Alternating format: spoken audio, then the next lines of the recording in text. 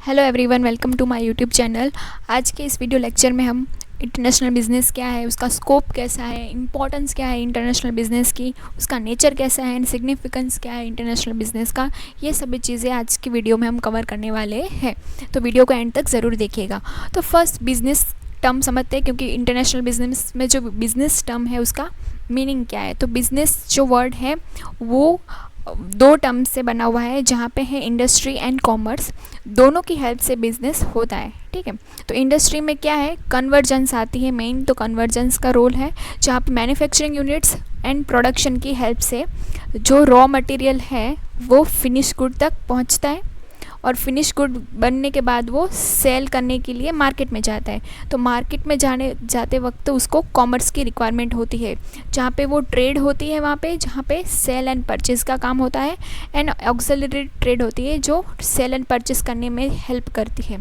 तो auxiliary to trade में कौन सी चीज़ें आएंगी, बैंकिंग है, मार्केटिंग है, ये सभी चीज़ें ऑक्सिलरी टू ट्रेड में आएंगी।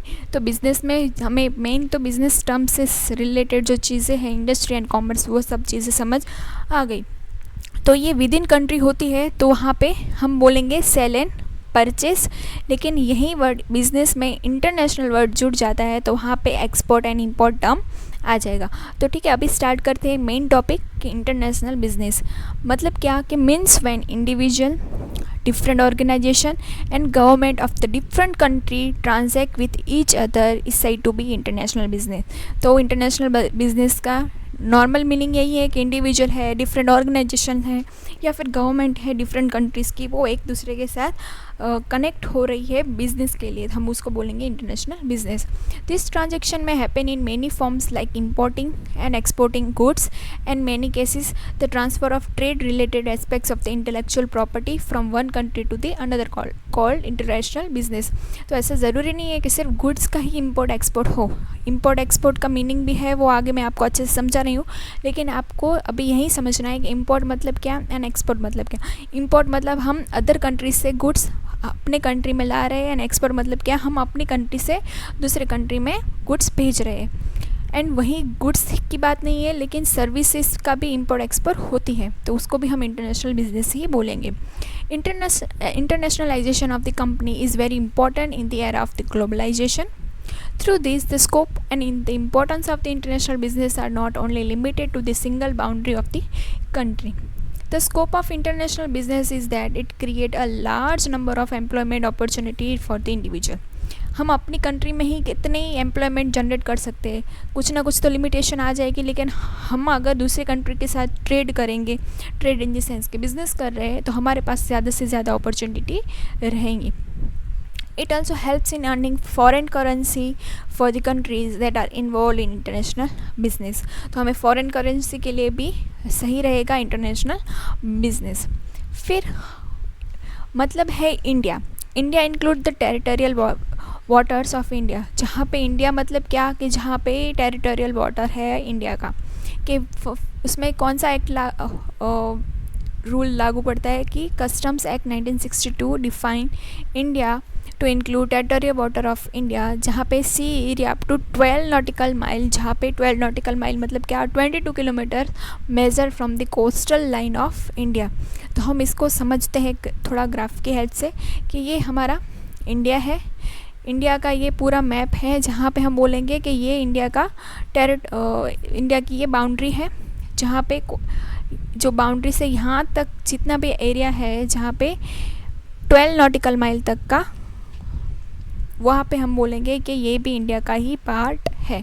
इंडिया जब ट्रेड करता है किसके साथ, रेस्ट ऑफ द वर्ल्ड, हम बोलेंगे जहाँ अदर कंट्रीज़ को बोलेंगे रेस्ट ऑफ द वर्ल्ड, ठीक है, कि अदर कंट्रीज़ के जहाँ पे बोलेंगे रेस्ट ऑफ द वर्ल्ड, कि बाकी की जो दुनिया है उसके साथ हम जब ट्रेड कर रहे हैं वो सब चीज़ें।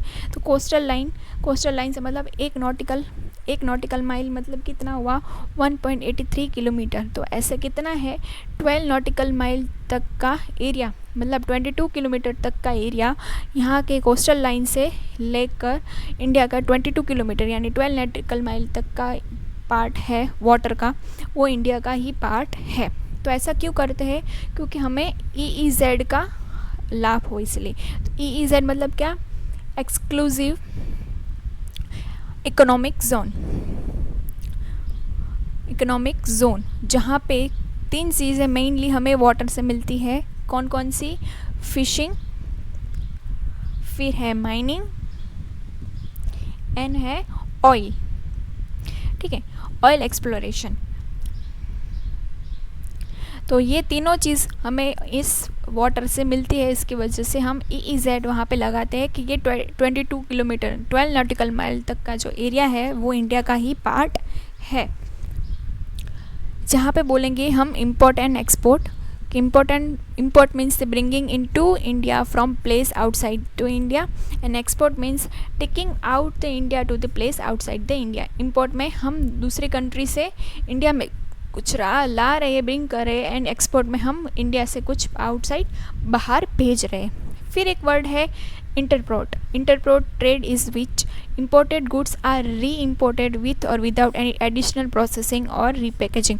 तो इंटरपोर्ट का क्या मतलब है कि हम जब इंडिया, ये अगर ये इंडिया है, ठीक है, एक ये इंडिया है, और बाहर से अगर कोई चीज़ आ रही है इंडिया में, जहाँ हम बोलेंगे अगर बांग्लादेश से कुछ चीज़ आ रही है और एज इट इज़ चीज़ इंडिया में ही कुछ प्रोसेसिंग वगैरह नहीं की और बांग्लादेश से चीज़ आई और हमने अदर कंट्री में, जैसे कि अगर कोई और कोई कंट्री में हमने वहाँ पे भेज दी ऐसे ही एज इट इज़, तो हम उसको बोलेंगे इंटरपोर्ट। जहाँ पे हम कोई एक्स्ट्रा प्रोसेसिंग कुछ करते नहीं, हमने बाकी कंट्री में उसकी चीज़ को टपा दी, इस तरह से हम उसको इंटरपोर्ट बोलते हैं। ठीक है, तो एग्ज़ाम में यहाँ से भी क्वेश्चन आ सकता है। फिर है एक ओवरव्यू ले लेते हैं इंटरनेशनल बिजनेस का। The term international business refer to the commercial transaction and exchange of goods and service and also ideas and intellectual properties between 2 countries is refer to as an international business, कि जहाँ पे goods and service both आ जाती है। International business between 2 और other countries is depend on the different factor of those countries like political, economical, legal and social factor।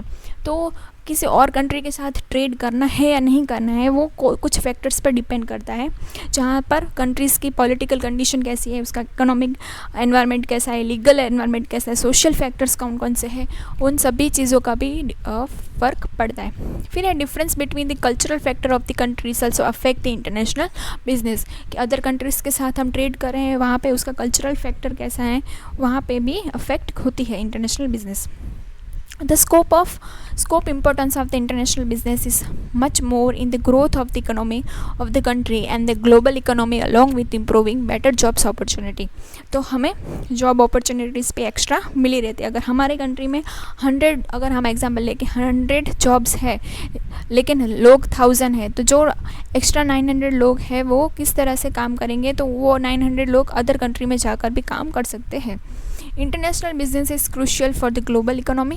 The most importantly, international business play a very vital role in the development and growth of the economic of the both countries। जहाँ पे सिर्फ एक country का ही growth नहीं होता, दोनों country का growth होता है। स्कोप क्या है इंटरनेशनल बिजनेस का? फर्स्ट, इंटरनेशनल ट्रेड, जहाँ पे international business involve the trade off the goods and service between 2 countries. This also include the exchange of intellectual properties along with the different purchase agreement. तो वहाँ पे goods and service का exchange होती है, जहाँ पे अगर अदर कंट्रीज़ के पास कुछ इंटेलेक्चुअल प्रॉपर्टीज़ है वो भी हम अपनी कंट्री में ला सकते हैं, कि उसकी नॉलेज है, उसकी सर्विस है, हम अपनी कंट्री में वो ला सकते हैं थ्रू द इंटरनेशनल ट्रेड। फिर है international negotiation. International business between 2 countries help the related parties for improving better relations among them so well the resolving dispute between them through the negotiation. तो अपनी related party है जो वो improve कर सकती है अपना relation with the help of the international business, जहाँ पे इंटरनेशनल नेगोशिएशन अपनी जो डिस्प्यूट्स है अपने एक दूसरे कंट्री के साथ वो वहाँ पे नेगोशिएट करके सॉल्व कर सकती है।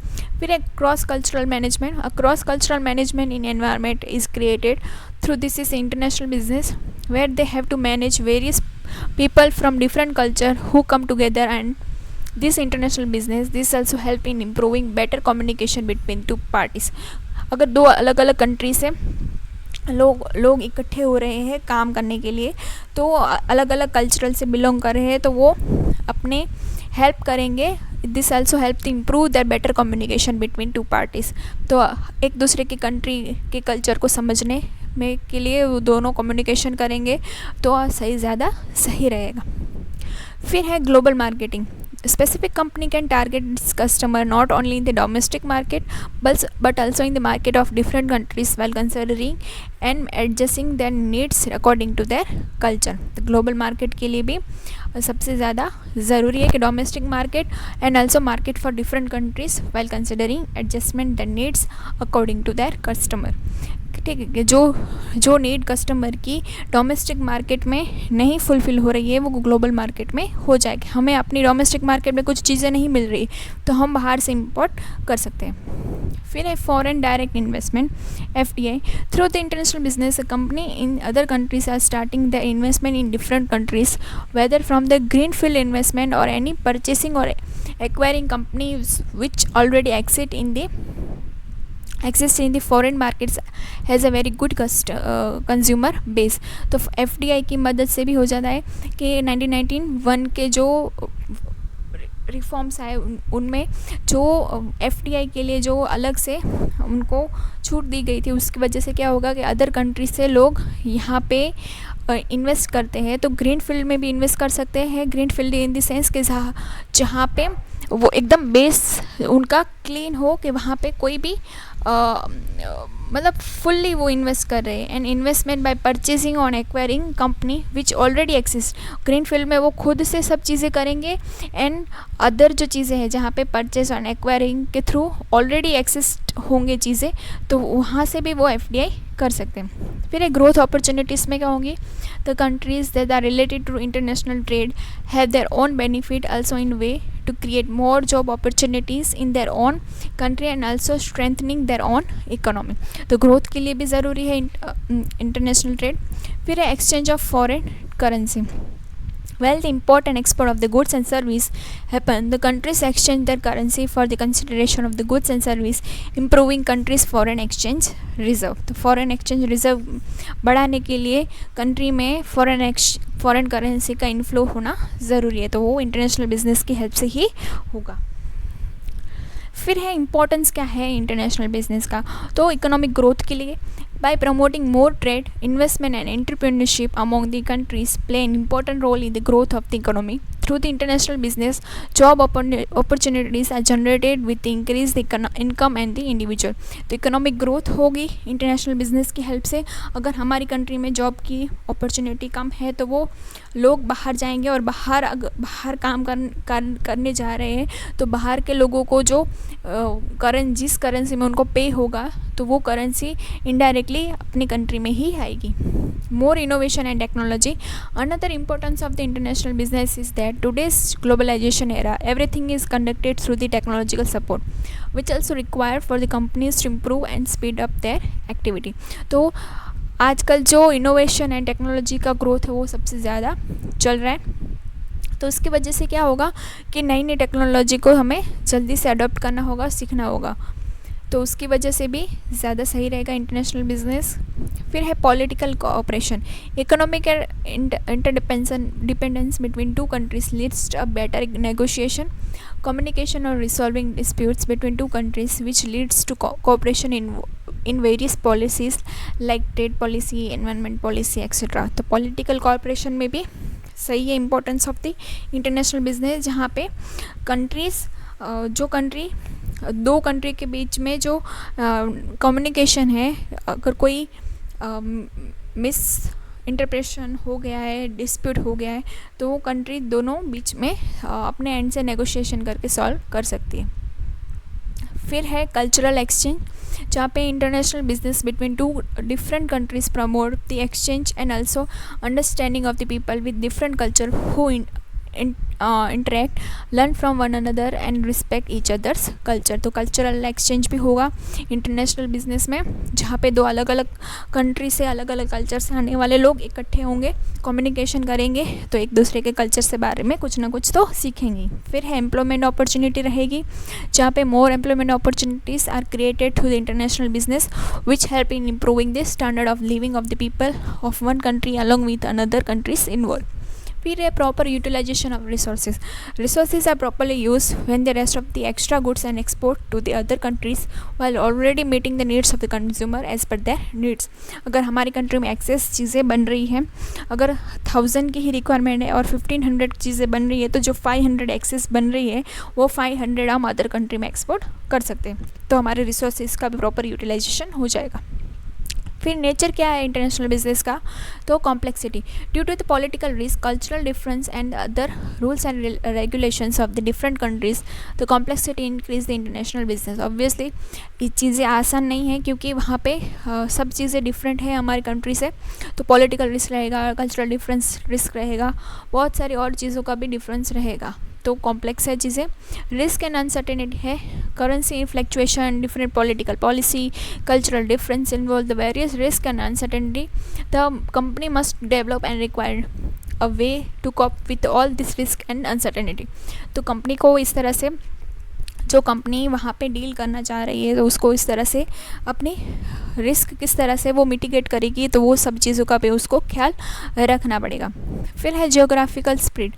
The scope and importance of the international business across the border of the countries and deal with other countries with the different culture and economic develop environment along with the different need to the target consumers of the country. तो geographical spread कितना है वो भी हमें देखना पड़ेगा कि scope and importance क्या है, हम किस कंट्री में, किस कल्चर में, और वहाँ का इकोनॉमिक एनवायरनमेंट कैसा है, कितना डिफरेंट है, वहाँ पे क्या नीड रहेगी, कौन सी टारगेट ऑडियंस, किस ऑडियंस को टारगेट करना है. तो वो सभी चीज़ों का भी हमें ध्यान रखना होगा. More potential than the domestic market. When company move from one country to another serve the need of the target consumer of the country, then there are more growth opportunities for the company than staying within the boundaries of the domestic market. हम अगर दूसरी country में कुछ करने जा रहे हैं, growth करने जा रहे हैं, तो वहाँ पे सबसे ज़्यादा अपॉर्चुनिटी हमारे पास रहेंगी. फिर है importance of relationship. The success of international business heavily depend on the good relations with the supplier, target customers and partner of the business in different country to be successful in the global market. Importance वही रहेगा कि हमें relation maintain करके चलना है. फिर है significance क्या है इंटरनेशनल बिजनेस का, तो cultural exchange. When the international business take place, the people involve in those trade get the chance to better understand the culture of the other people involved from other countries, and also company make its product to sell in the international market while keeping in mind to need of the consumer in accordance with their culture. तो cultural exchange है, दूसरे country का हमारे culture से different चीज़ें हैं, तो उनके नीड का हमें ध्यान रखना है, वो सबसे ज़्यादा यहाँ पे इम्पोर्टेंट है. हम ऐसी चीज़ें बनाएं जो दूसरे कंट्री में वो ट्रेंड में हो. फिर है competitive advantage. Through the international business the resource of the one country, its market is its knowledge and expertise in the particular area can be accessed by the other country. This help in increasing the efficiency and differentiate them from the other companies. Competitive advantage is important in today's scenario. Obviously जो हमारे पास सबसे ज़्यादा चीज़ें trend में है कि हम other country के रिसोर्सेज का प्रॉपरली यूटिलाइज करें. फिर है corporate social responsibility. Another significance of the international business is that the companies involved in the international business are required to follow the legal standard, respect to local culture and contribute toward the sustainable development of the company. As a company operates in society, so it must consider to impact on society and must work toward the maintaining the balance. तो CSR भी maintain करके रखना है. हम society से कुछ ले रहे हैं तो सोसाइटी को भी बदले में हमें सर्व करना है. फिर है market expansion. International business has access to the new consumer base by diversifying the need of the consumer according to their culture. But here the company can improve revenue by diversifying the target consumer in the country. तो market expansion, market सबसे ज़्यादा रहेगा trend में. Market के according हमें चीज़ें बनानी है. Improving the standard of living. International business की हेल्प से लोगों की स्टैंडर्ड ऑफ लिविंग भी इम्प्रूव होगी. रोल क्या है इंटरनेशनल बिजनेस का इकोनॉमिक डेवलपमेंट में, तो क्रिएशन ऑफ एम्प्लॉयमेंट क्रिएट करेगा, प्रॉपर यूटिलाइजेशन होगी रिसोर्सेज की, मोर इम्प्रूवमेंट इन टेक्नोलॉजी की इम्प्रूवमेंट होगी, बेटर इकोनॉमिक पॉलिसी हम मेंटेन करेंगे जिससे दो कंट्री के बीच गुड्स एंड सर्विस का अच्छे से ट्रेड हो सके एंड गुड रिलेशन मेंटेन करके चलेंगे, कि हम कम्युनिकेशन इस तरह से करें, नेगोशिएशन दोनों कंट्री के बीच हो जाए कि डिस्प्यूट ना हो, अगर फ्यूचर में डिस्प्यूट होता है तो। ठीक है, तो आज के लिए इतना ही। Thanks for watching.